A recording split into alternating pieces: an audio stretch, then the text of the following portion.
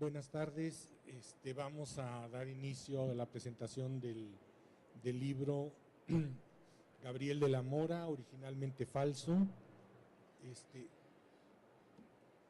que se presentó anteriormente en el auditorio del Museo Tamayo y la verdad es que fue muy bien recibido.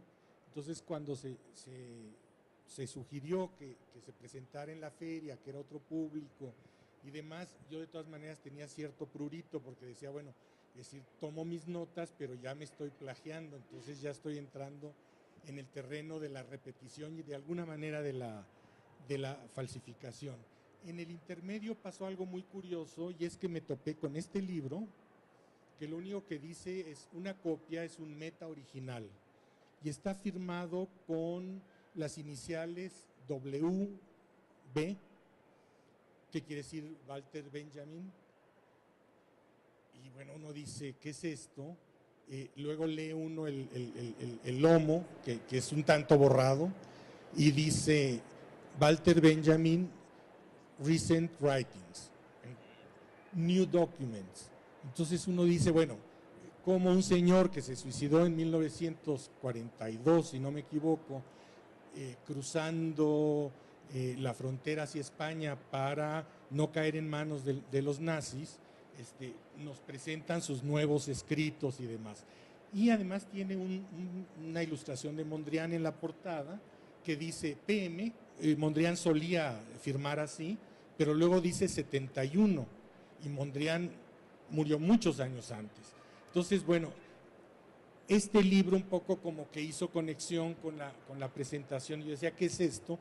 Bueno, finalmente es un ejemplo de que no solamente se falsifican obras de arte, se falsifican autores, y en este caso es una falsificación original que no falsea, sino que establece un diálogo antropológico muy curioso respecto al original, la copia, el problema de la artistización, es decir, considerar que algo tiene una carga artística, por ejemplo, y entra en una discusión en que se plantea que el objeto artístico, es decir, puede ser un metaobjeto en la medida en que pierda esta aura y esta sacralidad, este sentido de obra única, este sentido de originalidad, este sentido de autoría, porque siempre hay un autor detrás que es el que conformó, el que plasmó la obra, de manera que finalmente lo que él plantea es la posibilidad de pasar a otro paradigma donde no exista la obra de arte, borrar al artista y entrar en una zona, digamos, de lo común antropológico del objeto. Yo creo que es muy problemático lo que plantea el autor, muy etnográfico, pero a la vez es un libro que nos lleva a pensar muchas cuestiones de cómo funcionamos en una estructura mental del objeto, del objeto que tiene una serie de condiciones. Entonces, cuando él dice que una copia es un meta original, es porque la copia tiene, digamos, un plus de significado que no tiene el original. Es decir, ese plus de significado es, por ejemplo, este falso, entre comillas, Mondrian, o esta copia de Mondrian, es un Mondrian, es un cuadro abstracto, y al mismo tiempo es una copia realista absoluta, o sea, una calca, vaya, del original. Entonces, el manejar esos dos planos, a él ya lo mete en toda una especulación. A mí me pareció como muy interesante, muy divertido, de ahí se pasa al metamuseo de arte, y a todos los museos que trabajan copias, y con lo único que no transige es concretamente con la noción de falsificación. O sea, un falso para él es un original encubierto, o sea, le dé los mismos problemas que al original, es decir, algo a ser desterrado de alguna manera. Entonces, bueno, ahí ya me quedé tranquilo con la repetición porque dije, bueno, por lo menos les puedo contar que me he divertido mucho revisando este libro y podemos ya iniciar nuestra sesión de diálogo, porque eso es lo que quisiéramos que fuera esta reunión, aunque sea breve. Y entonces, lo primero que me gustaría comentarles es que, de alguna manera, Mariana Pérez Amor está en el trasfondo de que hayan ocurrido muchas de estas cosas. Es decir, Curare hace muchos años, hace 20 años, se planteó una reunión que discutiera la problemática de los falsos en México. Olivier Ebroa era la gente entusiasmada por mover este proyecto, y fue justamente el día que mataron a Colosio, y en la Galería de Arte Mexicano, porque ahí se hizo una especie de complicidad muy fuerte, como una decisión de Mariana de apoyar, y se hizo como la primera exposición de falsos. Entonces yo me encanté y se me quedó así como rondando la idea, qué rico debe ser convertirse en coleccionista de falsos. Algo que yo después platiqué con Gabriel y que también hizo un poco como una especie de engrane que nos ha llevado a trabajar por muchos meses, muy divertidos y con mucho gusto. Entonces, yo creo que la presencia de una gente que representa una galería que fue fundada en los años 30 por Inés Amor, que ahora continúan Mariana y Alejandra Iturbe como socias.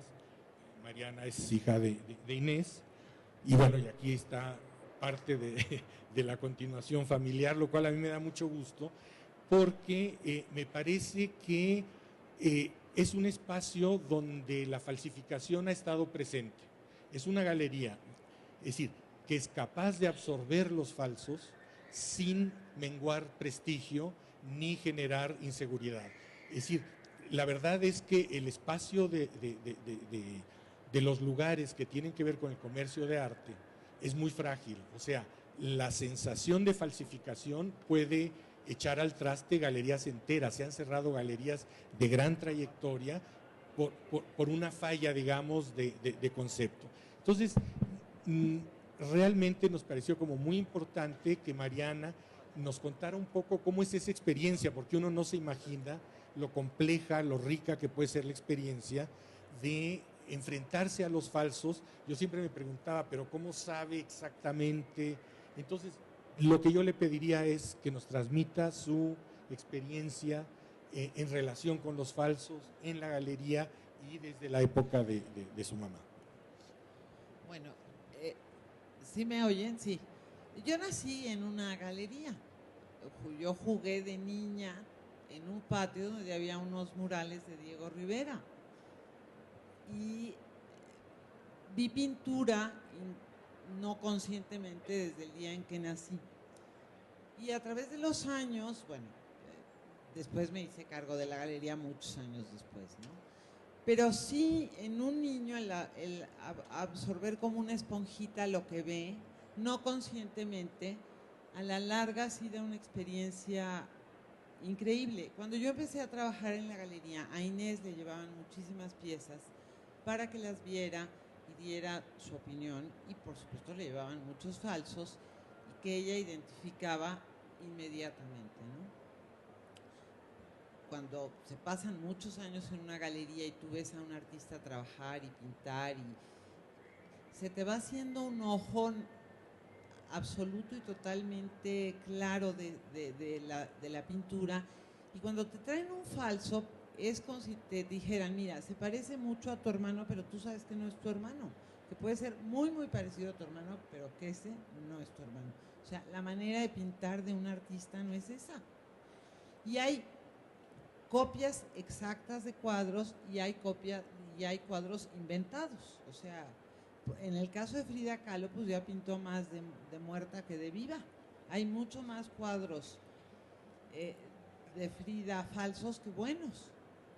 Y además, bueno, hay muchos que son tan obvios, que son tan increíblemente absurdos, que hasta risa te dan. Dices, pobre Frida, digo, no tenía ese mal gusto, ni tenía la paleta horrenda, los colores, todo. Pero hay unos que son casi reproducciones de los originales, como el caso de la mesa herida, por ejemplo.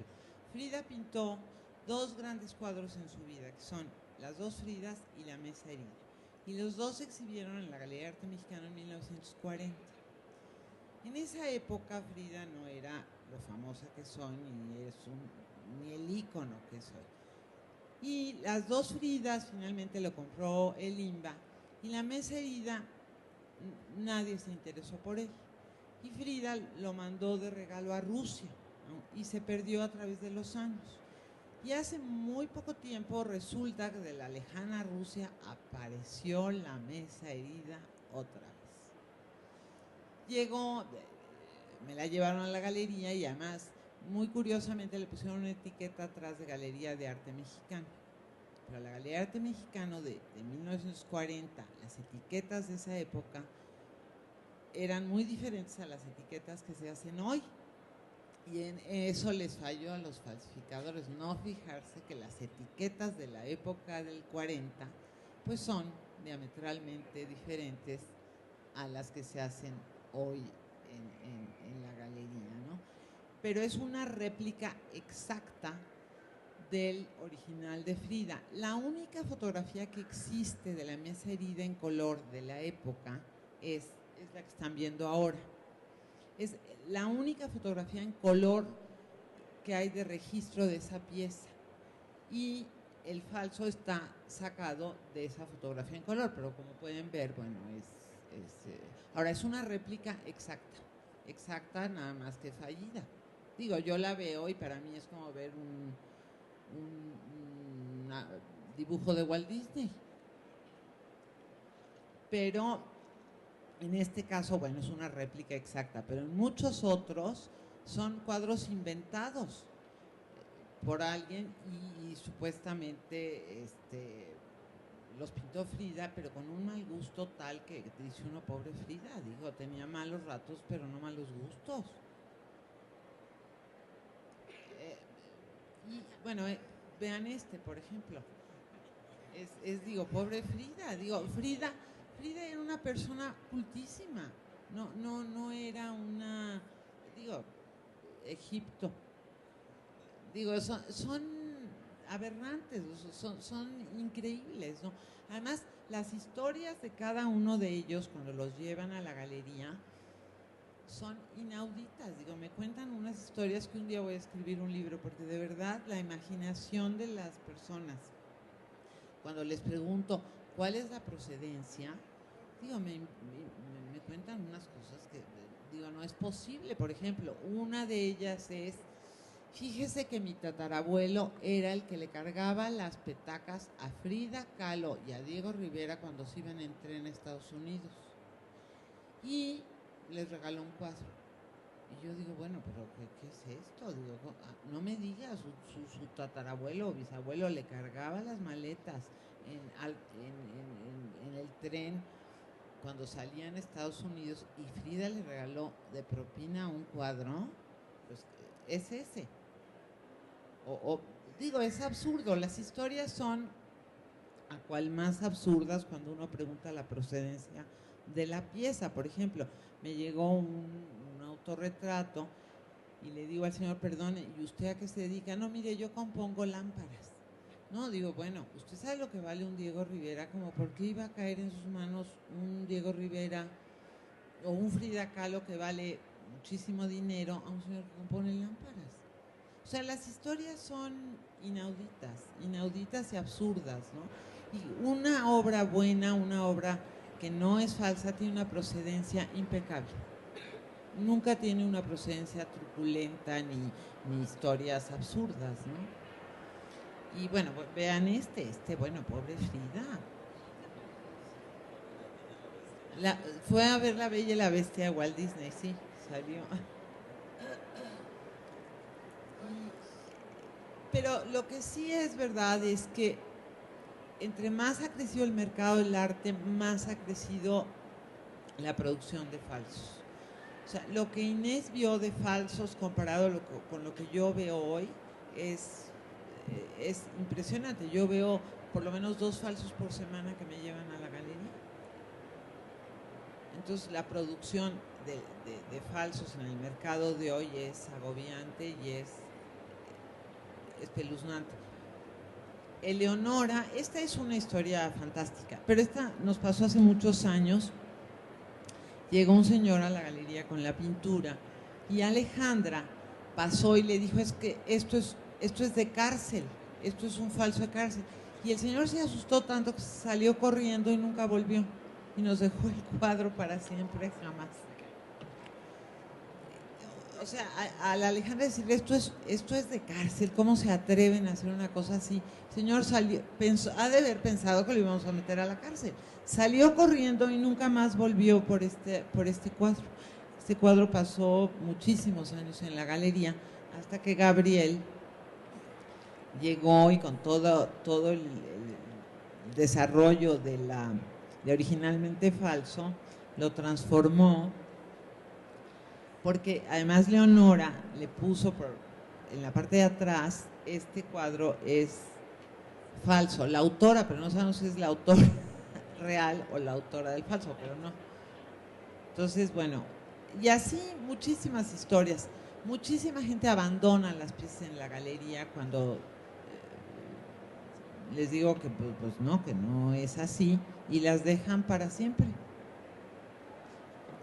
Entonces algún día haremos otra exposición de falsos, sería buenísimo, de todos los falsos que me van dejando a través del tiempo. Bueno, ya.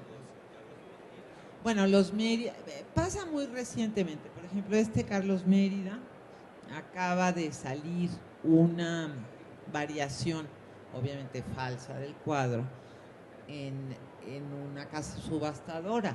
Pero lo que es increíble es que me hablan un día antes de la subasta para preguntarme qué opinaba, y les digo, bueno, es un cuadro que está sacado de este otro, y lo retiraron de la casa subastadora, pero sí hay que tener cuidado. O sea, ¿cómo es posible que no tengan el rigor de investigar una pieza que van a meter a una subasta? Eso es lo que no puede ser y que pasa hoy, todos los días. Si estás con Mérida, yo me acuerdo que fuiste a una casa y viste un Mérida muy interesante.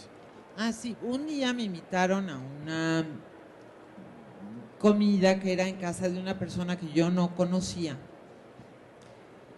Y cuando llegué, lo primero que vi en su casa fue una pintura de Carlos Mérida que yo tengo en mi sala. Pero, empecé a ver y todo lo que tenían colgado en la casa era falso, pero el cuadro era el mío. Y sí, dije, bueno, esto es increíble. Y cuando pregunté, digo, no le dije, oiga, su cuadro es falso, pero sí pregunté que de dónde lo había sacado. Me dijo, ay, no, yo tengo un señor que es encantador que me vende todas las pinturas que ve colgadas. Y dije, no, bueno, verdaderamente le voy a regalar un libro de Mérida para que sepa que su cuadro es total y absolutamente apócrifo.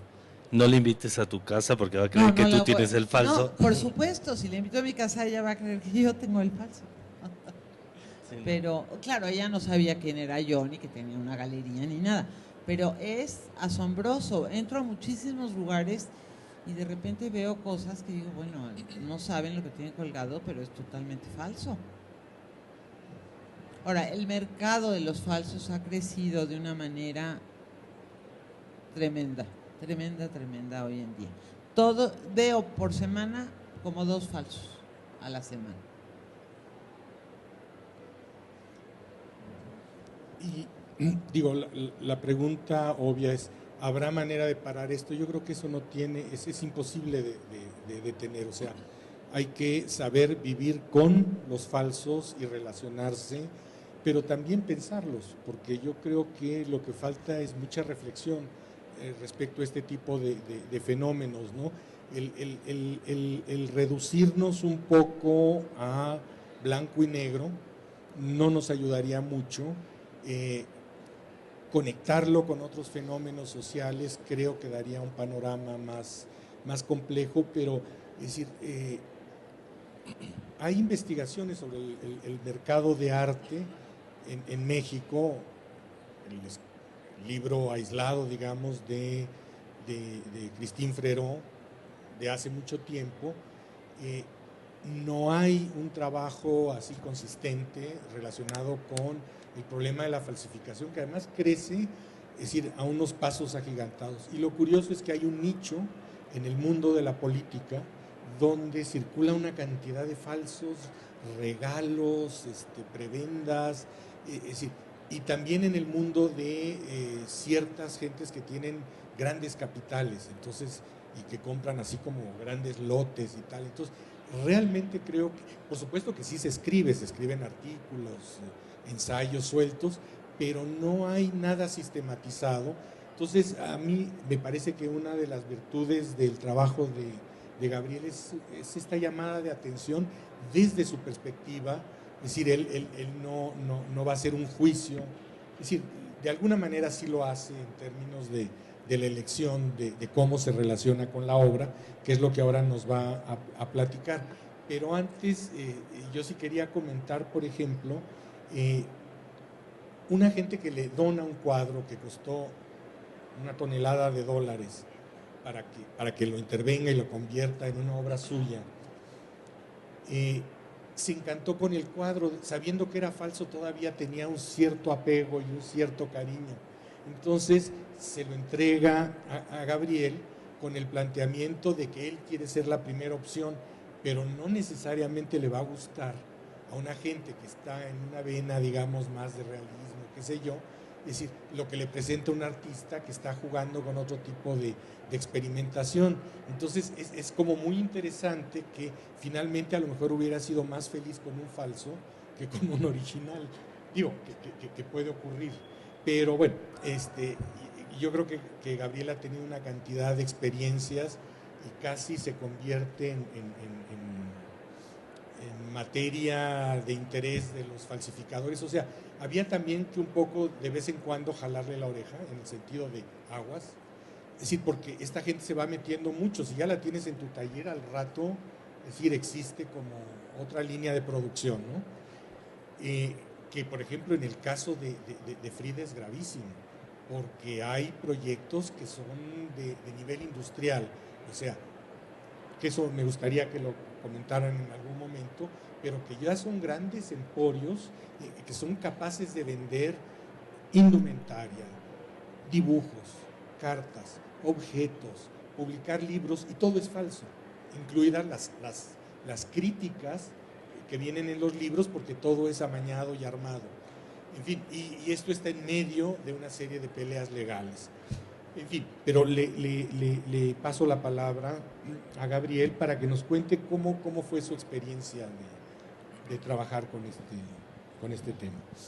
Bueno, antes que nada, muchas gracias, Francisco, Mariana, por acompañarnos a presentar este libro. A ustedes, que en un domingo, 1 de la tarde, ha de ser como complicado, con una semana tan agitada como es la Feria Maco. Gracias a Célica y a la feria por prestarnos este auditorio, y que no solamente una feria se presta a un mercado, a una exhibición de obras, sino también hay conferencias y diálogos que tienen que ver un poco más con el lado educativo y intelectual, que apoya mucho Jumex, y no sabía que Jumex es el que patrocina esta área, que estaría interesante hacerlo un poquito más grande, y creo que hay espacio, pero igual poco a poco es padre llegar a la feria hoy en domingo a las 12 del día, y antes de entrar que hay una cola impresionante, donde no solamente se va para conciertos, y empieza a generar un poco de interés todo el rollo que hay detrás de lo que es el arte.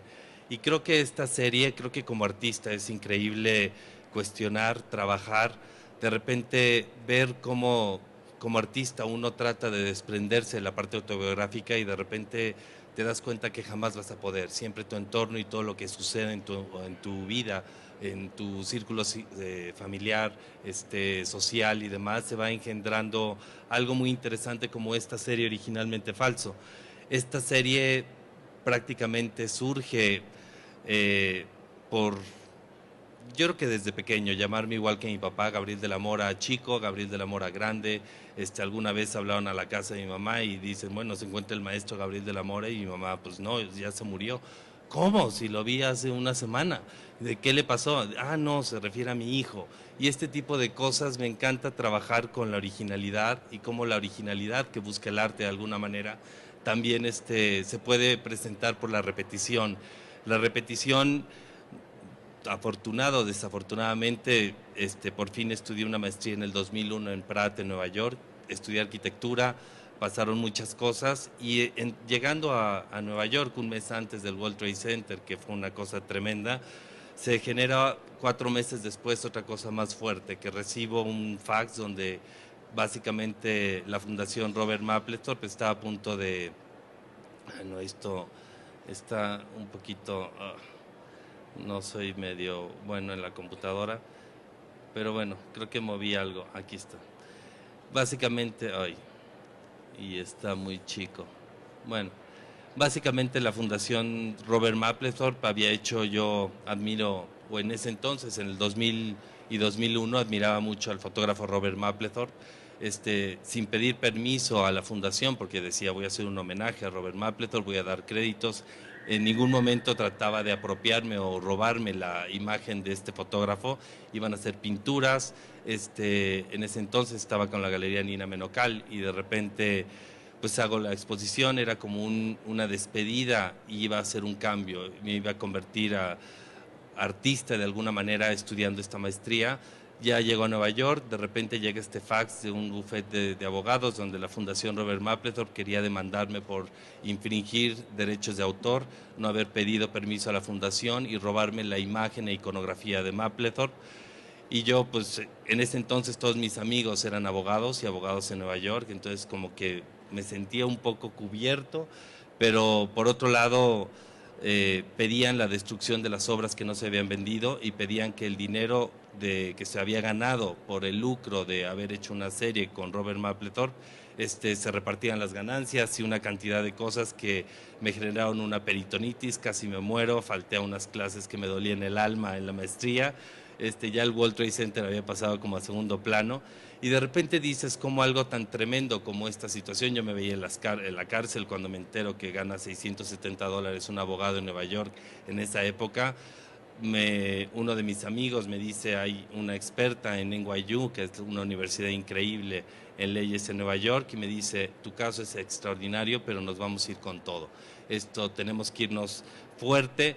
Y yo, no, casi me muero, no tengo para pagar la maestría, menos para pagarle a un abogado lo que pide.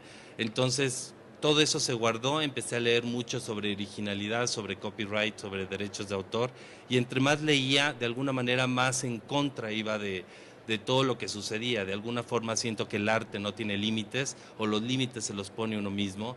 Entonces, de repente se resuelve este asunto, regreso de la maestría, mi carrera empieza a cuestionar mucho más la pintura, mucho más el dibujo y la escultura, y de alguna manera pues el medio del arte, creo que el hacer lo que más me gusta como artista también atrae gente como Mariana y como Francisco, que los conozco con la Galería GAM, a Francisco como crítico y curador que respeto y admiro muchísimo, y de repente un día platicando empezamos a decir, híjole, hay que hacer una serie.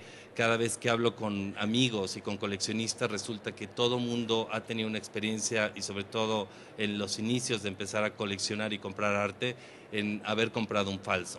Se dan cuenta cuando ya pagaron, cuando se les ofrece un Frida Kahlo o una ganga, lo pagan y después van con Mariana, se lo llevan, la obra de Walt Disney o la changuita vestida, que espero que algún día te llegue porque yo la quiero, y de repente decimos, híjole, hay que empezar a trabajar esta serie. Yo creo que se puede trabajar la pintura o la escultura o el dibujo tratando de localizar falsos con pedigrí, que sean fuertes, que sean interesantes. Hay que convencer, y de repente le dije, Francisco, no, a mí me gustaría que tú escribieras los textos de cada una de las obras porque el proceso va a ser muy interesante, pero más que eso creo que teníamos que irnos más allá, no solamente como el escritor, y lo que se hizo fue el término diálogo curatorial, que me gusta muchísimo. Nunca había trabajado de la mano con un crítico y un curador como Francisco, y realmente la serie pues que es como una especie de colaboración, un diálogo maravilloso de inicio a fin, de estar hablando una vez a la semana, llamadas de 1, 2, 3 horas, increíble, hasta que nos dolía el oído. Bueno, en mi caso no sé tú, no podía el altavoz y cosas de esas, y empezamos a localizar. Aquí, una pena, Axel Stein estaba programado para que estuviera aquí platicando con nosotros, que fue otra persona que apoyó muchísimo el proyecto, pero tuvo un asunto de fuerzas mayor y no pudo venir, él pide una disculpa. También platicando con Axel, con el proyecto, le digo, tú estás en una casa subastadora, tienes que tener toda una información increíble, porque también yo me iba acercando a instituciones con coleccionistas, y en el momento que escuchaba la palabra falso era como aparece el muro de Berlín, fin de la conversación, no, nadie quiere aceptar que le vieron la cara o que pagó dinero que se fue a la basura y todo ese tipo de cosas. Entonces empezamos a trabajar, conseguimos obras, historias espectaculares, como dice Francisco, me involucré, como que no me di el peligro de empezar a involucrarme con falsificadores hasta que pues, la cosa se tornaba como críspida, y de repente se me hacía lo más interesante de todo este asunto. Básicamente me interesaba cómo se podía utilizar un falso y si el falso se podía transformar en un original. Cómo la experiencia de haber estado a punto de ser demandado, una demanda por la Fundación Mapplethorpe 10 años antes, se genera en una serie que se presenta. De alguna manera había como miedo de la galería de que no se vendía la obra o cosas así. Era un proyecto muy interesante y pues tomaron el riesgo. Creo que se presentó paralelo a Maco, que Maco, una de las cosas interesantes también que genera este tipo de ferias, aparte de ser una vitrina para artistas emergentes de mediana carrera, consolidados, grandes maestros y demás, de repente genera y atrae atención de coleccionistas, directores de museo, fundaciones de todo el mundo a que vengan. Fue una exposición que generó un diálogo, una discusión muy interesante. Ese proyecto pues continúa hasta la fecha, porque siguen, lo que nos costó de trabajo encontrar falsos, ahora nos los ofrecen, que eso es algo interesante, y no he encontrado un falso mío, que eso sería algo también que no sé qué sucedería. Y después la idea siempre estuvo presente de hacer un libro. Y cuando de repente estás haciendo lo que más te gusta como artista, encuentras una colaboración con Mariana, con Francisco y muchísima gente que te apoya un proyecto, que tiene una repercusión intelectual y en mi carrera que me favorece en muchos sentidos, y termina con una publicación donde queda el documento, donde se puede expresar y ampliar todo lo que no se pudo ver en una exposición y todo lo que hay detrás de cada pieza o cada idea, pues es algo que me tiene muy contento estarlo presentando ahorita en la feria. Se presentó en diciembre en el Tamayo y pues creo que fue algo increíble que ahorita creo que Francisco no les puede hablar mejor que yo como autor del libro. Y bueno, ya veremos después si da tiempo, si quieren ver algo de proceso de alguna pieza o en el libro viene muy bien descrito, que eso es algo increíble. De repente, como artistas, uno se pregunta qué tanta información le puedes dar al espectador, a la persona que va a ver una obra. Pero creo que hay algo muy importante que siempre desde el inicio de mi carrera me ha interesado muchísimo, y con la formación de arquitecto, que me dejó una disciplina increíble, con un estudio maravilloso, y aquí hay unas personas que me ayudan día con día trabajando 10 o 12 horas al día, básicamente todo el tiempo en el estudio, y es encontrar el balance entre lo formal y lo conceptual. Una obra de arte, por más conceptual que sea, el primer impacto siempre va a ser a través de los ojos y a través de la parte técnica y visual. Pero para mí lo más importante es el trasfondo y lo que existe detrás, que es la idea, es el proceso, es el documento que puede ser un libro. Y creo que en la exposición, el leer la información, que era muy breve, que también está muy breve en el libro, de cada una de las piezas, creo que te cambia. Igual ver la pieza sin la información te llama la atención, pero cuando te atrae y después sabes lo que hay detrás y ya no encuentras un adjetivo para describir qué es lo que pasa, creo que es lo mejor que puede suceder. Pues bueno, gracias, y pues Francisco, ahí te va. Bueno, para mí también fue una experiencia muy particular, porque, es decir, uno tiene más la imagen del crítico que extrae información del artista. O sea, yo he visto mucho cómo se van conformando los libros, los trabajos con los artistas, y cómo el crítico va extrayendo del artista una cantidad de experiencia, de información, que la suma, por supuesto, a su propio saber. Pero creo que en este caso lo que ocurrió no es una situación simbiótica, sino es realmente un proceso de diálogo que a mí me cambió la manera de escribir, es decir, que iba en contra de todas las lógicas o sea, uno dice es que no hay que hacer descripción, ciertamente, y no es descripción, pero al mismo tiempo hay que considerar a los públicos, entonces, es decir, cómo dar claves que uno está manejando sin que sientas que estás tutoreando a la persona, de manera que si puede leer una especie de pie de ilustración, que no es un pie, sino que es más que nada una provocación a repensar la obra, es también una manera de plantear la propia visión que uno tiene, es decir, pero apenas sugerida respecto a lo que el artista logró como un encuentro, de manera que es curioso, cambia la manera de escribir, cambia la manera de hacer el libro e incluso cambia hasta el diseño. Es decir, pienso en el diseñador que tuvimos, que mantuvimos el mismo proceso de revisión, cambio, ajuste. Casi ningún diseñador tolera este tipo de cosas. Cuando se entrega, va listo, se maquila, sale y todo funciona. Y el diseñador realmente pasó por una especie de, pues no de tortura, porque fue cómplice y se unió a la misma lógica. Entonces son procesos como más complejos, más elaborados, que exigen mucho más por parte de, es decir, que cumplir una tarea de manera mecánica, ¿no?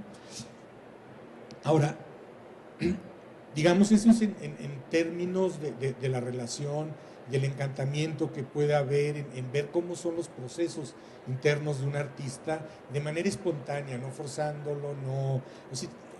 Y ahí hay una serie de descubrimientos. Creo que a mí lo que más me impresionó de alguna manera es el grado de violencia que Gabriel ejerce sobre la obra de falsificada. Es decir, de violencia transformadora, de ideas de transformación, como despelleja, arranca, tritura, pulveriza, quema, en fin, hace polvo la obra del otro. Y finalmente también esta idea de la factura y también el concepto de manufactura, porque dispone de ciertos apoyos de gente para procesos que son muy obsesivos, muy complejos, siempre numerando, siempre contando, siempre siguiendo. Entonces, son como una serie de aspectos, digo, como esta cuestión de capas y capas y capas de pintura, todo medido, todo calculado, y a la vez hay una parte como muy espontánea, muy de juego, dentro de estas estructuras, digamos, de rigor, ¿no? También me parece interesante, y una de las cosas que a mí me inquietaba es decir, en qué momento se va a topar con algo en que va a acabar destruyendo un original. Y un original, es decir, que puede ser valorado. Y creo que ahí tuvimos una discusión muy interesante en el caso de Francis Allis, porque la pieza que Francis, así con una generosidad como siempre tiene, o sea, que es un artista que no, pese al reconocimiento que obtiene en términos generales, es la gente más sencilla y más transparente y sin dobleces. Entonces, él ya había tenido una experiencia de gente que de la basura sacaba obra desechada por él, no eran falsos, pero es obra que no tiene la certificación de que el artista la considera un producto final. Entonces son procesos de trabajo rechazados que la gente convertía en obra y la vendía. Pero acabamos más bien teniendo otra cosa de Francis, que fue en una exposición que hizo fuera de México, presentó estas pistolas que son al mismo tiempo cámaras y que llevan un rollo con cinta adentro, en fin, pero son rifles. Entonces, él tenía un apilamiento de estas obras, que ahorita va seguramente a encontrar Gabriel, y se coló un estudiante o un artista joven y metió su propia versión, o sea, intervino la exposición de Francis. Y en un momento dado dice uno, pues sí, hay gente que se anima a hacer esto, pero ya es la segunda vez que hacen estas cosas con Francis. Cuando exhibió en Arte e Idea, le secuestraron una pieza, pidieron rescate. Es decir, hubo todo un proceso, la galerista verdaderamente se aterró, levantó acta en la Procuraduría y después regresó luego de un intercambio de correspondencia y tal, y apareció pegada en la puerta de la galería con kilos de masking tape en devolución. La pieza era una figurita dentro de un vaso de agua, que le quitan el papel, no sé si alguien ha visto como experimento de vacío, entonces el agua no se sale. Bueno, pues ahí quitaron el vaso y se llevaron, y además tenía nombre la figura, entonces lo trataban como una persona, entonces había una cuestión de extorsión horrible. Entonces yo dije, qué curioso, pasa eso y pasa esto después fuera de México. A lo mejor también son estrategias de Francis, o sea, que se desdobla en el juego, y qué tal si esa máquina que apareció también era de Francis. Y mientras tanto, Gabriela hizo fosfatina, o sea, no quedó virutas hecha por fragmentos. Bueno, ahí pueden ver lo que quedó de la máquina, ¿no? Y bueno, esa era una de las cuestiones, y que finalmente, ¿qué es lo más importante? El culto al original o los procesos, los intercambios entre artistas. A mí eso me parece que tiene una riqueza que suele no valorarse, y que a mí, por lo menos, es decir, y no solo con el artista, digo, también conmigo, porque es parte de la relación con Francis, de cómo vincula en encontrarse gente que en vez de tener la obra como fetiche, es decir, en caso de ser suya, y aún siendo un trabajo de otro, es parte del proceso de su propia obra, y se desprende, una gente que se abre así siempre permite darse cuenta que el campo del arte no se cierra todo a lo que siempre criticamos, que hay otras partes, ¿no? Y para ya no extenderme y que podamos platicar un poco, lo último que yo señalaría es que en esta cuestión de la falsificación creo que hay que hacerla extensiva a todo el proceso productivo del arte. Es decir, tanto a la producción como a las mediaciones, como a la recepción y al consumo. Es decir, si uno piensa, falsificaciones hay en todas las etapas del arte. Lo hay desde la producción del artista muchas veces, sin necesidad de ser falsificado, es decir, en la medida en cómo se adapta a modas, esquemas, recetas de mercado. En los mediadores, cómo se genera una cantidad de tics y de actitudes.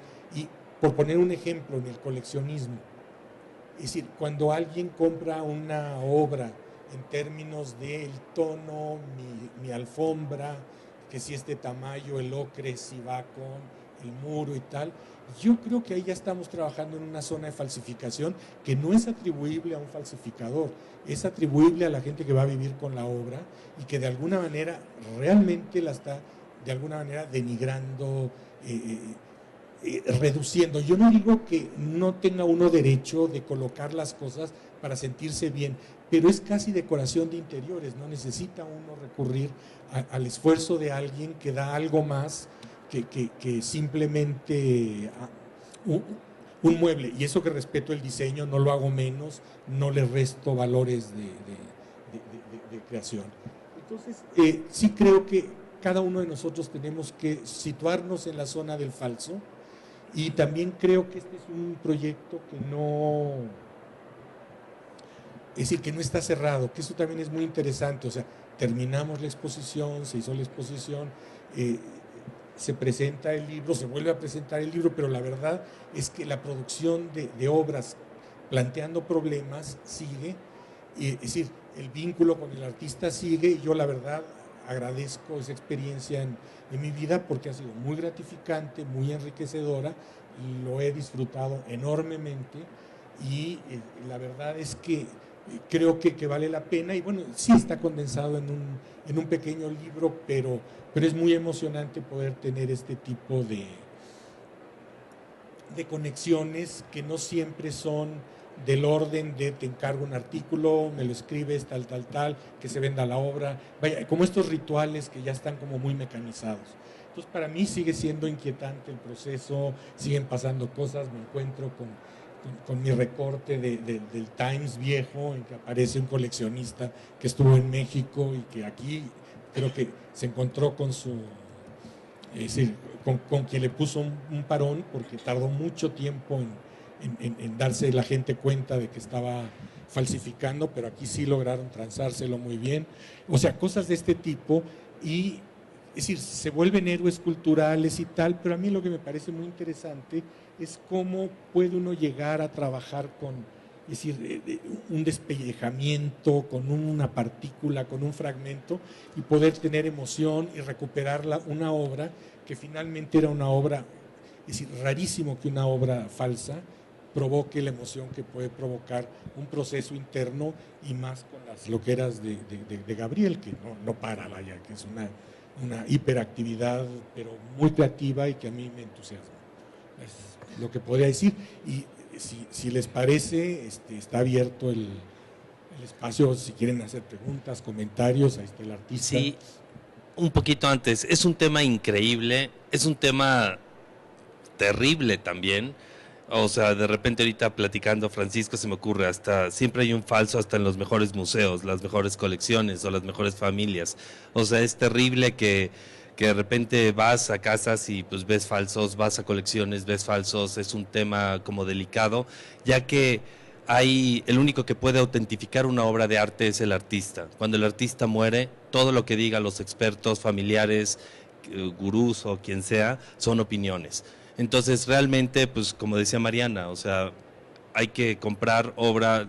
Yo creo que como coleccionista lo mejor es comprar obra de tu momento, y creo que el arte o la arquitectura es el espejo de la sociedad, y creo que hay que comprar a las generaciones que están sucediendo ahorita, quizá artistas emergentes, que es lo que sucede en la Feria de Maco, o obras que son masterpieces, obras maestras como las que hay en la GAM, Siqueiros, el dibujo que es una joyita, que desafortunadamente es patrimonio nacional y no puede salir, pero se queda aquí. O sea, hay todo un rollo, y hay que comprar cosas documentadas, como decía Mariana, con su pedigrí bien documentado, y las cosas donde hay siempre un coleccionista lleva un instinto. Siempre cuando hay una sospecha de que es Walt Disney y el que hay detrás o algo así, y pues hay que ver qué es lo que sucede. Y creo que todo lo que existe detrás de esto es algo increíble, que podemos hablar horas, como cuando vamos a la GAM, Francisco y yo ahí con Mariana, que nos quedamos toda la tarde platicando, y es algo increíble como los archivos que van llevando ustedes fueron parte también de piezas como esta que ven ahorita, y cómo se puede trabajar a partir de un archivo, y algo también importantísimo, el factor de investigación. Así como el proceso fue importante, aquí estuvimos como policías, hubo un factor y entre más leíamos, más encontrábamos, más posibilidades de diferentes piezas existían, ¿no? Sí, nada más una cuestión muy puntual, y es, a veces ni siquiera el artista es confiable, pese a ser el productor. No, ya ha pasado de que de pronto un artista dice, esta obra no es mía, con lo cual en un momento dado, por ejemplo, la Galería de Arte Mexicano quedó como en entredicho. Entonces el archivo justamente llega a Mariana y dice, sí es, aquí está la obra. Lo que pasa es que como tenía problema con la persona que tenía la obra, entonces dijo, pues no se lo certifico, pero hiciera. O sea que se pueden dar muchas cuestiones. También se puede dar el al revés. Arnaldo Cohen, por ejemplo, en un momento dado le traen una obra, quedó bastante simpática, bien, no es mía, pero la firmo, certifico. Y la hizo suya, en ese instante hizo un original de una falsificación. Entonces es muy interesante, son procesos donde se da uno cuenta cómo funciona también el mecanismo de la fe y de la creencia, y mucho del fetiche. Picasso. Bueno, y hablando no tanto de Picasso como de la librería que tienes a tu cargo, hay unos cuantos ejemplares en Exit, la librería. Si alguien se interesa, aquí ubican en la zona de publicaciones y si les interesa adquirir el libro, digo, aparece anuncio, pero sí es.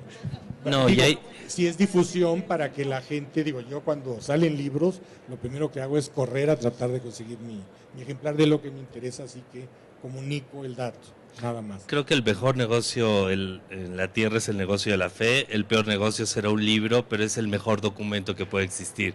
Y me encanta aplaudir cuando hay gente como Rosa que viene de España, trae esta librería Exit con unos volúmenes y cosas que es difícil de encontrar, y lo difícil que es sostener una galería y traer lo que me decías. Cuando uno viaja, yo lo que más compro son libros y el taxista siempre dice, ¿qué trae aquí? O sea, son piedras. Entonces creo que tenemos el acceso y la facilidad de tenerlo y creo que eso me encanta. Desde España o desde Estados Unidos, digo, Exit es una maravilla, visiten el stand aquí y luego, por supuesto, la librería que tiene Rosa en México, que es una maravilla.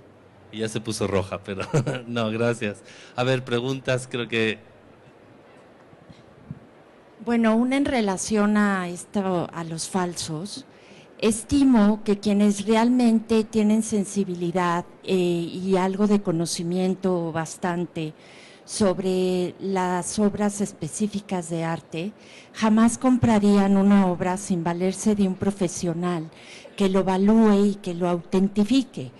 De ahí que yo estime que hay mucha gente que busca estatus a través del arte, lo cual no está mal, es maravilloso, pero quizás sí pueden gozar estos falsos, en tanto no sepan que son falsos, y quizás aún sabiéndolos, porque además de que cumplen la función que para ellos lo tenían, así como suele pasar con las enciclopedias de colores en conjunto con la decoración, creo que realmente quizás los gozan y no estaría mal, pero creo que es muy importante que en la formación en las escuelas de arte e historias del arte, tanto en las privadas como en las públicas, se implementen seminarios o se implemente como materia cómo puede ser apreciada la obra de arte y cómo adquirir la obra, así como quizás hay otros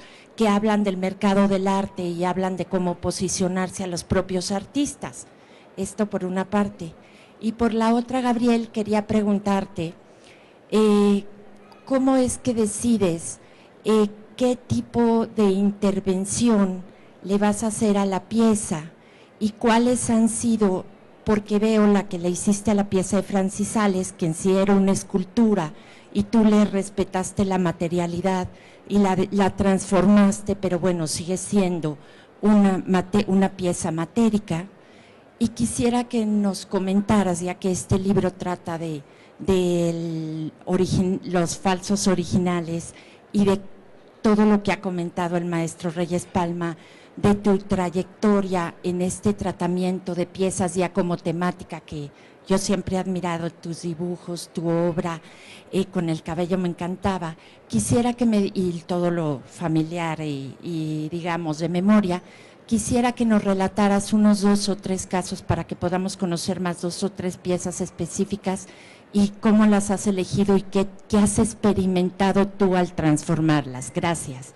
Sí, bueno, como artista me llama mucho la atención el paralelo. Mi definición de artista es un paralelo de la definición de energía. El arte ni se crea ni se destruye, tan solo se transforma.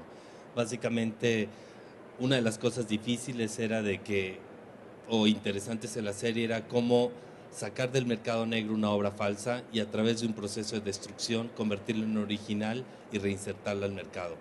Muchas veces había obras que me imponían, como la de Goldbaum, que pagó más de $150,000 en los 90s por un falso Carreño, y de repente pagó $10,000 más para investigar en Cuba que esa obra era falsa, cuando trató de meterlo a Sotheby's y Christie's en Nueva York. Trató de ir a la galería no le quería regresar los $160,000 en ese entonces. Esta persona dijo, ok, me vas a regresar obra, para mí ya la obra que me des va a ser también falsa, entonces lo que voy a hacer es una demanda donde te voy a destruir, cerró la galería, él ya no puede tocar en Estados Unidos o a nivel internacional, creo que ningún negocio que tenga que ver con arte. Nos dio toda la documentación y para mí era importantísimo decir, la voy a quemar, pero si me equivoco, pues es una de las piezas más importantes y la que tenía que dejar quizá al final era la que recuperamos, que era como un pedigrí muy fuerte con toda la documentación, pero sabíamos que como romper una piñata es una sola vez, no es de que me equivoqué y en el estudio cuando nos equivocamos es empezar de cero, no corregir, que son filosofías y cosas que voy teniendo y pues básicamente el Botero también era una escultura de Botero, una Venus que de bronce, lo único que se respetó es la altura de 85 centímetros y su peso, que eran 155 kilos, se fundió o refundió y se volvió a hacer una placa de bronce. Entonces los procesos eran encriptar, me encanta cómo lo describes, de arrastrar, demoler, y cosas donde el arte hay una parte como violenta o como a través de un proceso de destrucción se puede generar la construcción de una pieza, como una pintura puede ser algo que puede, como esto, que son los lienzos sin pintar del siglo XVII, obtener o trabajar sobre un archivo y hacer unas plaquitas donde una información de un archivo y una investigación nos genera una pieza en sí, o el caso de Leonora, que soy fetichista y esta pieza me dolió en el alma venderla, que es una maravilla, o estas fotos que se escanearon porque los originales tienen que seguir guardados en el archivo. Sí, bueno, claro, en la galería se lleva un archivo de todos los falsos que veo, porque hay falsos que regresan después de 3 años con otro marco, con otra historia, pero es el mismo que llevaron hace 3 años o 6, y se hace un archivo importantísimo. Tengo un archivo de cada pieza que yo veo en la galería tiene un registro.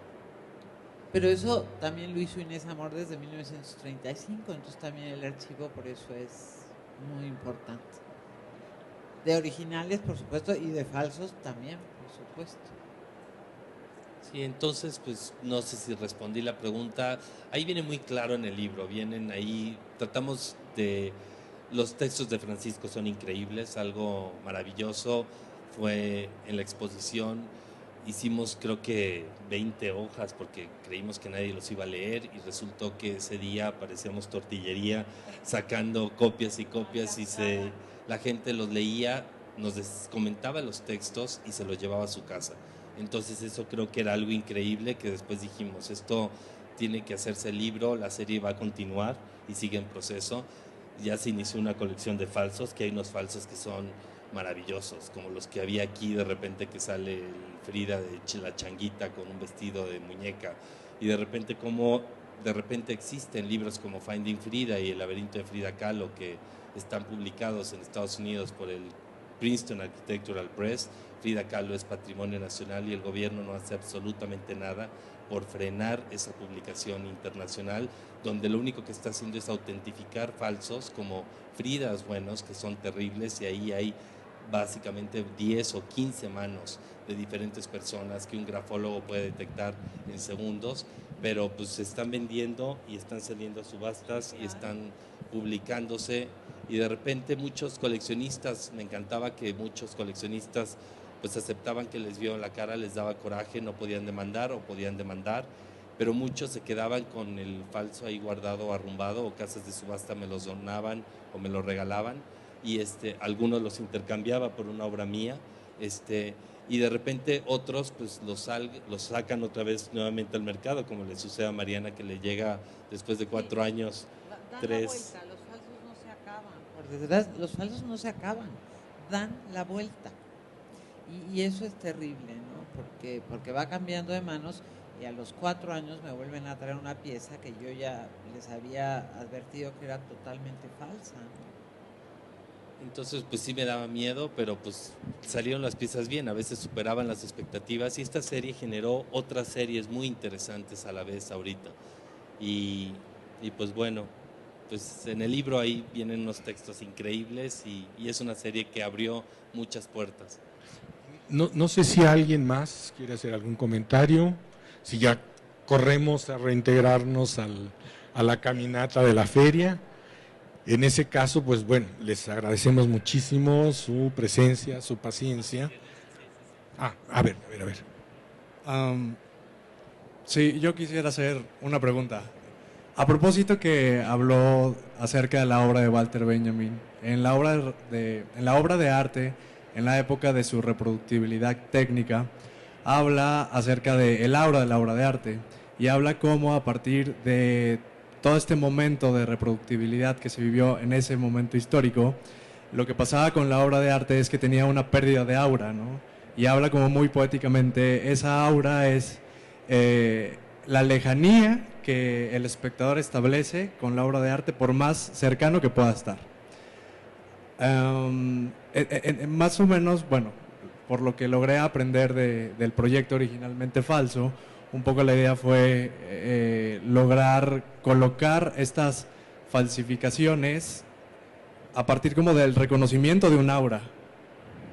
Es decir, o sea, Benjamin reconoce que hay una pérdida del original cuando se reproduce, pero también reconoce que hay una democratización del arte. Y en este proyecto, que me parece increíble, también creo que un poco lo que está como legitimando es esa aura que también posee la reproducción, la copia del original. Entonces, yo quisiera como preguntar cómo es este acercamiento a partir como desde el mercado del arte, como qué dificultades se enfrentan en el momento de la comercialización de las piezas, es decir, cómo poder colocarlas y legitimarlas y colocarlas de tal manera que bueno, esto es como la pieza, y por otro lado como desde lo académico, cómo tener como esa apreciación, ¿no? Respecto a esta nueva aura que parece respecto de la reproducción o la falsificación. Mira, generalmente los falsos tienen un precio muy atractivo comparado con una obra buena. Entonces, lo primero que pasa es que cuando te ofrecen un falso, el precio es a tal grado atractivo que caes por avaricia, porque finalmente dices, no hombre, me encontré una aguja en un pajar, me están vendiendo una cosa que, por decirte, vale en el mercado 100 pesos y me la están vendiendo por 20.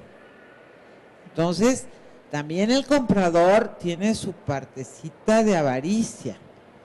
O sea, es como si yo compro un brillante en la esquina que en una joyería vale 100,000 pesos y me lo están dando por 1,000. Digo, probablemente sea un vidrio, pero la avaricia ya me ganó, ¿eh? Ya me ganó porque me gusta cómo brilla y que qué bonito está, pero seguramente si me cuesta 100 pesos y en una joyería me vale 100, probablemente me estén dando un vidrio. Pero es muy curioso que el coleccionista un poco se olvida de eso, ¿no? La avaricia te gana y un poco te olvidas de que hay que poner un poco de atención en lo que estás comprando. Mira, yo centrándome más en Benjamín, digamos, y en este otro Benjamín, porque firma igual, o sea, la copia de la copia, el personaje que ocupa el lugar del muerto, para también poder aprovecharse del aura de Benjamín.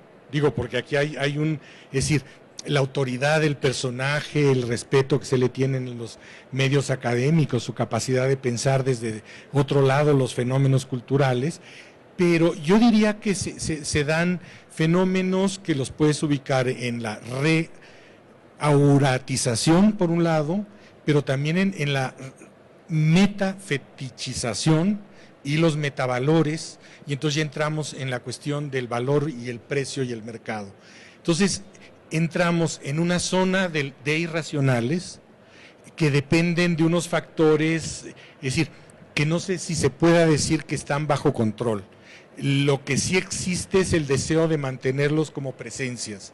Entonces, esta idea de la pérdida del aura se conserva de una manera quizá como artificio y como falsificación, por medio de las zonas publicitarias, las zonas de interferencia cerebral, en que ya no es la relación con la obra y esta cosa un poco de emanación, si se quiere, que implica el aura, es decir, este brillo del original, sino que empiezan procesos mecanizados, pero también se auratiza la mecanización. Y un ejemplo muy claro son las series. Es decir, por años jamás existieron conceptos más que la obra maestra, es la obra única, la obra original, el autor definitivo. Y de pronto ese mismo autor hace 30 ejemplares y los convierte en una obra firmada, es única, pero con varios ejemplares, entonces ya estás en la serie. Creo que empezamos a mecanizar, o sea, Benjamín habría que trabajarlo, este señor lo trabaja suplantándolo. O sea, se presenta en conferencias, se llama como él y trabaja con las problemáticas, que es muy interesante. Y trabaja el problema del museo chino y de los museos de copias. Es decir, está en eso. La impresión que yo tengo es que lo hace desde un punto de vista muy etnográfico y habla de capas de significación, pero se le pasa el planteamiento de que cuando tú estás ante una obra realmente lograda, las capas de significación no son dos, se multiplican y ahí entras en un problema complejísimo de lectura, de sensaciones, de reacciones, de intercambio con la persona, con tu propia mirada. Entonces, no es simple el problema. Y yo creo que Benjamín lo plantea muy bien desde el punto de vista de la mecanización de la imagen, de la reproducción de las imágenes. Es decir, una cosa es la copia, otra cosa es la falsificación, porque la falsificación es finalmente un original encubierto. Creo que en eso le atina bien. Es decir, mientras no lo sabes. Y en el momento en que lo sabes es algo deleznable, se le dice mercado negro, con lo cual luego somos medio racistas, ¿no? Porque no mercado blanco, qué sé yo. Empiezan a funcionar todos los imaginarios, todos los supuestos. Entonces, sí creo que es muy importante discutir estos temas, repensarlos, leer a Benjamín, que es un autor increíble para ubicarnos en el mundo de la cultura, del arte, de la imagen, y a muchos otros que realmente se está replanteando el sentido de la imagen. Y al mismo tiempo hay una revolución con el uso de las imágenes, las implantaciones y salir y entrar del mundo del arte es como muy importante, porque ahí vemos cómo estamos nosotros inmersos en esto que este señor antropólogo llama el paradigma de la modernidad y el original. Entonces, sí es un mundo muy complejo, yo no te puedo resolver el problema, lo más que puedo prometer es que voy a seguir pensando en eso y que quién sabe si voy a tener yo una solución, pero lo tenemos que pensar muchos, qué pasa con este tipo de fenómenos. Sí.